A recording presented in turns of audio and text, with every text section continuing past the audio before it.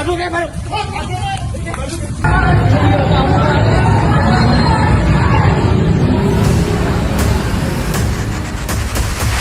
kekacauan setelah peluit panjang. Bobotoh Persib Bandung terlibat bentrok dengan supporter PSIM Yogyakarta usai kedua tim bermain seri 1-1. Satu laga yang harusnya raih 3 poin di menit akhir berakhir mencekam. Benarkah ada korban meninggal dunia dalam insiden ini? Tonton selengkapnya biar tak salah informasi. Guncangan dahsyat di kancah sepak bola Nusantara. Thomas Muller gabung Persib Bandung untuk atasi masalah Uliam Baros dan Ramon Tanke yang kurang tajam di lini serang Persib. Jadi harapanku, usai statistiknya yang memukau, apakah ini benar-benar langkah kejutan terbesar Maung Bandung sepanjang sejarah? Temukan fakta dan kemungkinannya di berita selengkapnya. Drama paling menyakitkan di Yogyakarta. Kecewanya Boyan Hodak Persib 2 kali gagal penalti saat lawan PSIM. Tangisan dalam hati dan sorakan kecewa bobotoh bercampur jadi satu. Bagaimana reaksi sang pelatih sebenarnya? Saksikan kabar lengkapnya sekarang juga. Badai hujatan yang menggetarkan langit Bandung. Ramon Tanke di luar ekspektasi bobotoh. Mulai dihujat karena kurangnya ketajaman. Bahkan ada komentar Ramon Tanke out. Mampukah Ramon bangkit dari badai hujatan atau justru terseret arus deras kritik? Simak selengkapnya dan jangan lewatkan detik-detik panasnya reaksi bobotoh. Sebelum kita lanjut ke berita lengkapnya, jangan lupa tekan tombol subscribe, like, dan notifikasi channel Bolcast agar kalian gak ketinggalan berita terbarunya.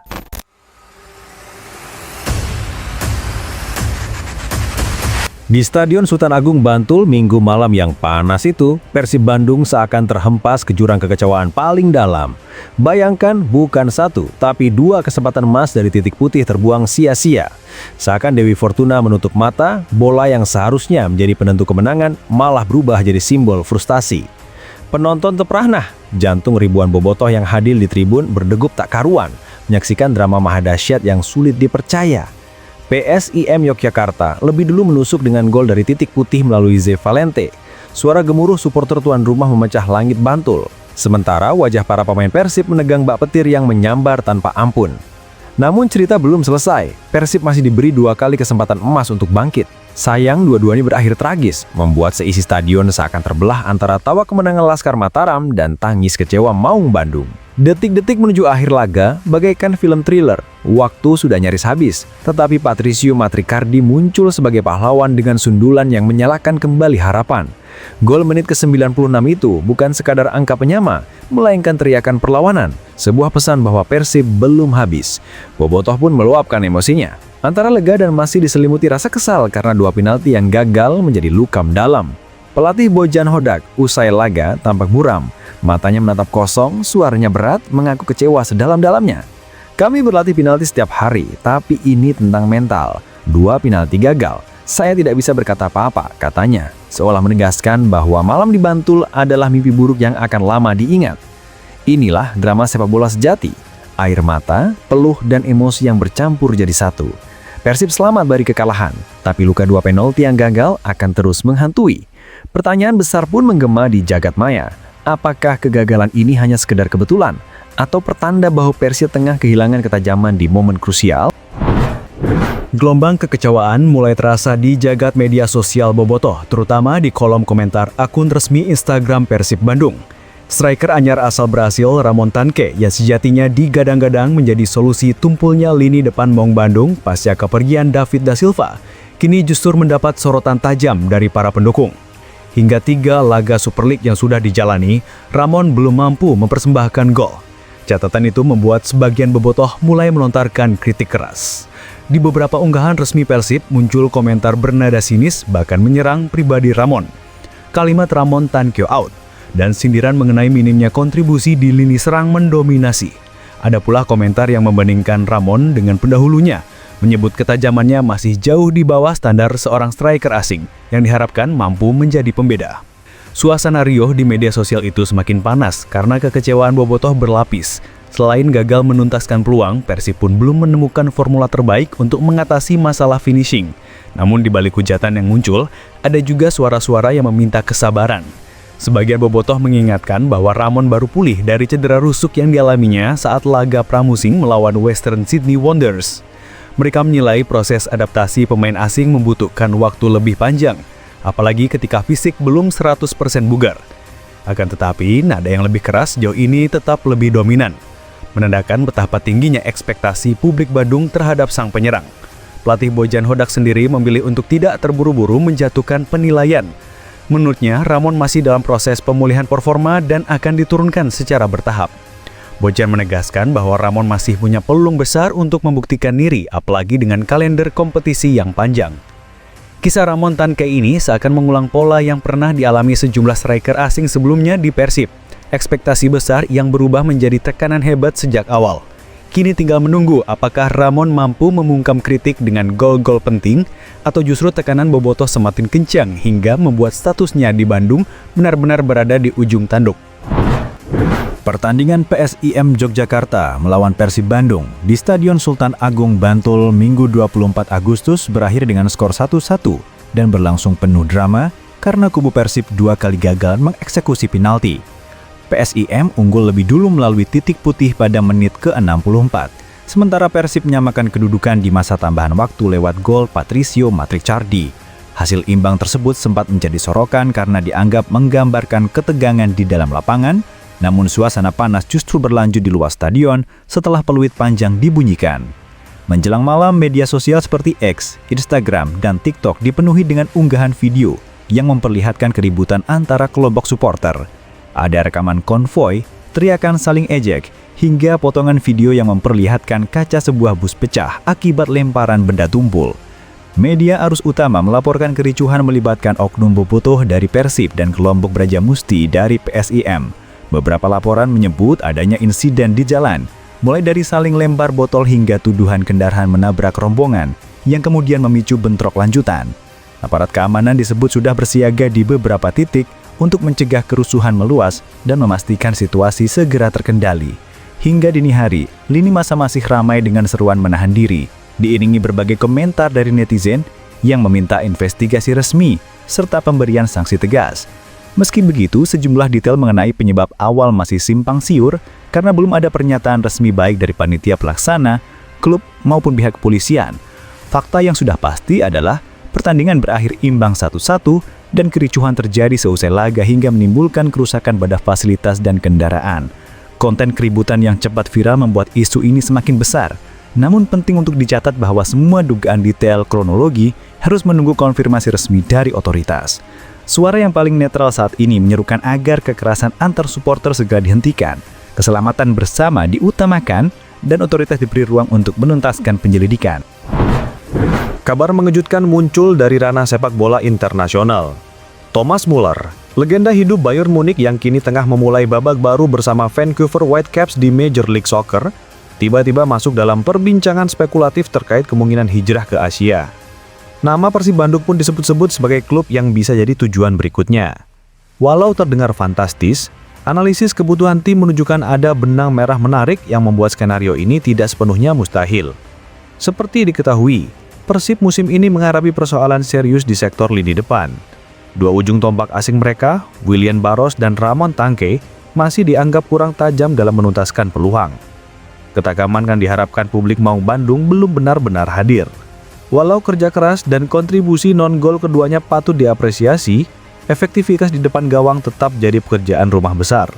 Dalam kompetisi seketat Liga 1, keberadaan striker dengan insting pembunuh menjadi kebutuhan mutlak. Disinilah nama Thomas Muller masuk sebagai spekulasi. Muller dikenal bukan hanya sebagai pencetak gol, tapi juga kreator peluang luar biasa. Julukannya, Raumdeuter atau penafsir ruang, membuatnya selalu tahu di mana harus berada untuk memecah kebuntuan. Catatan statistiknya di Bayern Munich sungguh mengagumkan. Lebih dari 740 pertandingan, 243 gol dan 270 assist. Bahkan di Liga Champions, Muller masuk jajaran top scorer sepanjang masa dengan 53 gol. Ia juga menjadi motor Jerman saat menjuarai Piala Dunia 2014. Kehadiran Muller dalam skema permainan Persib bisa menjadi jawaban atas problem klasik, lini depan yang macet.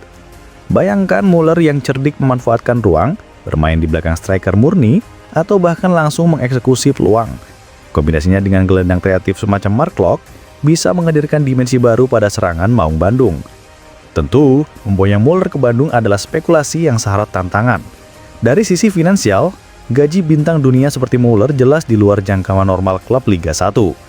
Selain itu, Muller saat ini masih terikat kontrak dengan Vancouver Whitecaps hingga akhir 2025. Namun, dalam dunia sepak bola modern, kejutan transfer bukanlah hal mustahil. Persib Bandung pernah mendatangkan nama besar seperti Michael Essien, Carlton Cole hingga Didier Zokora, meski usia mereka sudah di senja karir. Muller dengan segala pengalamannya bisa jadi bintang terbesar yang pernah merumput di tanah air jika skenario ini terjadi. Spekulasi ini semakin menarik jika dikaitkan dengan strategi branding. Persib Bandung adalah klub dengan basis supporter raksasa, dan kehadiran Muller akan melambungkan pamor klub ke level internasional. Sponsor global bisa jadi tertarik, Asyar pun akan naik dan Liga 1 otomatis mendapat sorotan lebih luas. Dari perspektif non-teknis, Muller bisa memberi dampak ekonomi dan popularitas luar biasa. Meski begitu, publik tetap perlu realistis. Hingga kini, belum ada indikasi resmi bahwa Muller tertarik meninggalkan MLS untuk Asia, apalagi ke Indonesia. Skenario ini masih berada di ranah spekulasi belaka. Namun dalam sepak bola, mimpi besar selalu punya tempat. Jika manajemen Persib berani bermanuver dan mampu menyingkirkan Muller dengan proyek ambisius, baik secara teknis maupun komersial, maka pintu kemungkinan itu tetap terbuka. Pada akhirnya, isu Muller ke Persib memang lebih tepat disebut wacana fantasi. Tetapi fantasi ini sekaligus menggarisbawahi kebutuhan nyata. Maung Bandung butuh striker dengan kualitas tinggi untuk mengangkat kembali daya dobrak mereka. Dan jika bukan Muller, setidaknya tipe pemain dengan kecerdasan dan efektivitas sepertinya harus segera dihadirkan ke Stadion GBLA.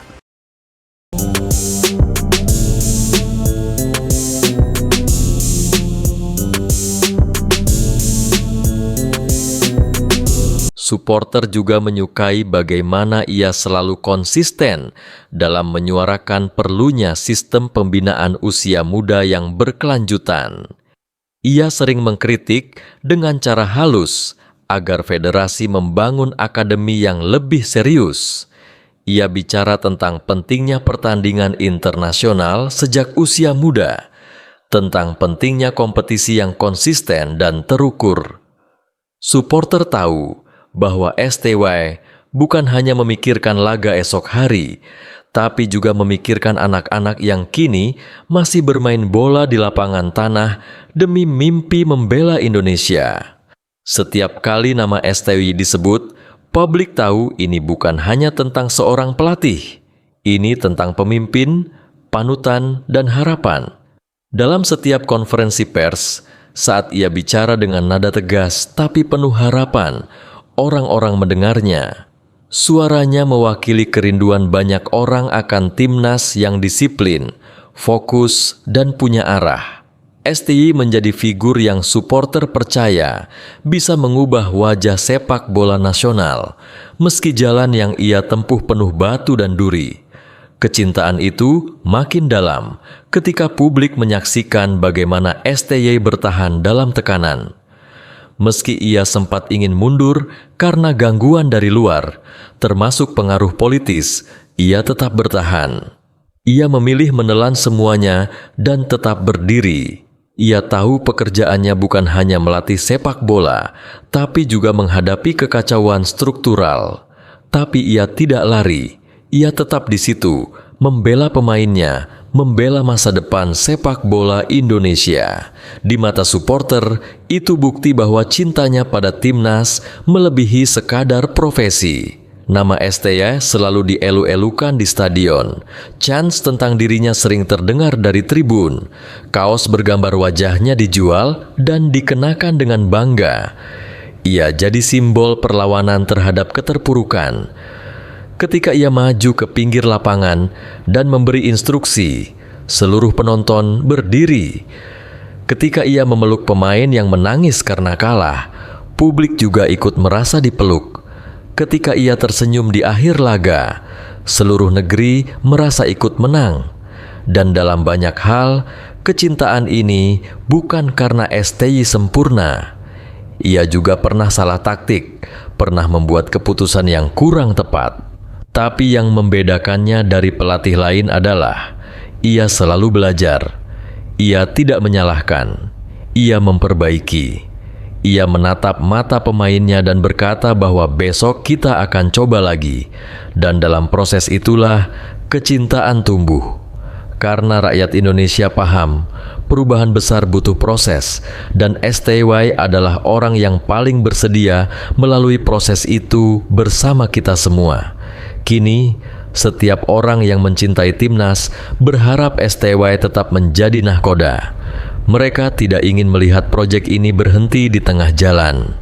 Mereka ingin melihat STY membawa Garuda terbang lebih tinggi, bahkan kalau bisa sampai ke Piala Dunia. Karena bagi mereka, STY bukan sekadar pelatih. Ia adalah harapan yang berjalan, semangat yang hidup, dan cinta yang membara untuk merah putih. Cinta dari supporter Timnas Indonesia kepada Shin Tae-yong bukanlah sesuatu yang dibangun dalam sehari. Ia tumbuh dari keringat, air mata, dan ketulusan yang nyata di atas lapangan. Setiap kali STY menepuk pundak pemain mudanya, memberikan instruksi dengan bahasa campuran Indonesia, Inggris, dan gerakan tubuh yang penuh semangat, supporter tahu bahwa yang mereka lihat bukanlah akting. Itu adalah semangat tulus dari seseorang yang benar-benar ingin melihat sepak bola Indonesia bangkit. Ada banyak pelatih asing yang pernah datang dan pergi. Beberapa punya rekam jejak bagus, tapi gagal menyatu dengan kultur Indonesia. Yang lain bahkan hanya bertahan sebentar karena tidak tahan dengan tekanan. Namun STY berbeda. Ia tahu Indonesia adalah tempat yang kompleks, penuh paradoks dan tantangan. Namun ia juga melihat potensi besar, dan alih-alih mengeluh, ia memutuskan untuk menjadi bagian dari solusi. Itu yang membuat supporter merasa bahwa STY adalah bagian dari mereka. Ia bukan orang yang menyukai sorotan berlebihan. Dalam setiap wawancara, ia bicara dengan singkat dan jelas. Ia tidak memoles fakta. Jika tim bermain buruk, ia katakan langsung. Jika ada kemajuan, ia apresiasi, tapi tak pernah berlebihan. Sikap ini yang lugas dan transparan membuat banyak orang menaruh rasa hormat yang tinggi padanya. Di era digital di mana publik muak dengan kebohongan dan janji manis, STY menawarkan ketulusan yang langka. STY juga tak segan memuji pemainnya di depan umum, bahkan saat kalah. Ia tahu kepercayaan diri pemain Indonesia bisa runtuh hanya karena satu kesalahan. Karena itu, ia hadir sebagai penyeimbang. Ia tahu kapan harus keras dan kapan harus menjadi pelindung. Ia tak sungkan berdiri di depan wartawan untuk membela pemain yang dihujat. Ia membawa prinsip, pelatih adalah tameng terakhir. Ini membuat para pemain merasa aman. Dan jika pemain merasa aman, mereka bisa memberikan performa terbaik di lapangan. Di balik layar, STY dikenal sebagai pribadi yang sangat disiplin. Ia mengatur pola makan pemain, jam tidur, hingga sesi latihan dengan detail. Ia tidak main-main dalam urusan kebugaran. Ia percaya fisik adalah fondasi utama. Ia ingin pemain Indonesia bisa supporter yang melihat perubahan fisik timnas pun menyadari. Inilah efek kerja STY. Tidak ada lagi pemain yang terlihat kelelahan di menit 60. Semua karena tangan dingin sang pelatih. Ketika PSSI berganti kepemimpinan, banyak yang khawatir STY akan tersingkir, tapi justru supporter bersatu membela keberadaannya. Kampanye media sosial, petisi online, dan dukungan terbuka mengalir dari berbagai penjuru. Semua itu membuktikan satu hal, STY telah menempatkan dirinya sebagai bagian dari mimpi kolektif bangsa ini. Bukan hanya sebagai pelatih, tapi simbol perjuangan dan konsistensi di tengah kekacauan sistemik yang telah berlangsung lama. Saat Timnas Indonesia mengalahkan Vietnam untuk pertama kalinya dalam waktu lama, STY dielu-elukan. Saat tim bisa menahan imbang tim-tim kuat Asia, namanya dilantangkan dari tribun. Bahkan saat kalah dari Jepang atau Australia, ia tetap dipuji karena memperlihatkan perlawanan yang gigih dan struktur permainan yang mulai matang. Supporter paham, membangun tim tidak cukup dengan 1 atau 2 laga. Mereka melihat progres, dan di tangan STY, progres itu nyata. Media pun tak luput dari pesona STWIs. Meski ia bukan pelatih yang gemar tampil di layar kaca, banyak jurnalis menyatakan bahwa STY adalah salah satu sosok paling profesional yang pernah mereka wawancarai. Ia tidak bermain kata-kata. Ia tidak pernah menyudutkan media, bahkan saat dikritik. Ia bicara seperlunya, namun selalu tepat sasaran. Ketegasannya dalam menjawab menjadi ciri khas yang dihormati. Ia tidak banyak basa-basi, karena ia tahu waktu dan fokusnya lebih baik diberikan untuk latihan dan strategi. Keluarga STY yang tinggal jauh di Korea pun sesekali muncul dalam narasi publik. Saat STY mengatakan bahwa ia merindukan keluarganya, tetapi tetap bertahan di Indonesia demi tanggung jawabnya, banyak hati yang tersentuh. Ia memilih jauh dari istri dan anak-anaknya demi membangun timnas. Pengorbanan ini mempertebal simpati publik. Mereka melihatnya sebagai pribadi yang setia pada janji. Dan di negeri ini, kesetiaan adalah nilai yang sangat dijunjung. Nama STY bahkan dijadikan nama anak oleh beberapa orang tua supporter. Ada yang menamai anak mereka Taeyong sebagai bentuk penghormatan. Sebuah kebanggaan jika kelak anak itu tumbuh besar dan mengetahui bahwa namanya diambil dari pelatih yang berjasa bagi kebangkitan timnas. STY telah menjadi bagian dari sejarah keluarga banyak orang, bukan hanya sejarah sepak bola nasional. Ia tahu bahwa Indonesia belum sempurna. Ia tahu sistem liga masih carut-marut. Ia tahu ada intervensi dan tekanan, tapi ia tidak mundur. Ia berdiri tegak, menantang semua itu dengan kerja nyata.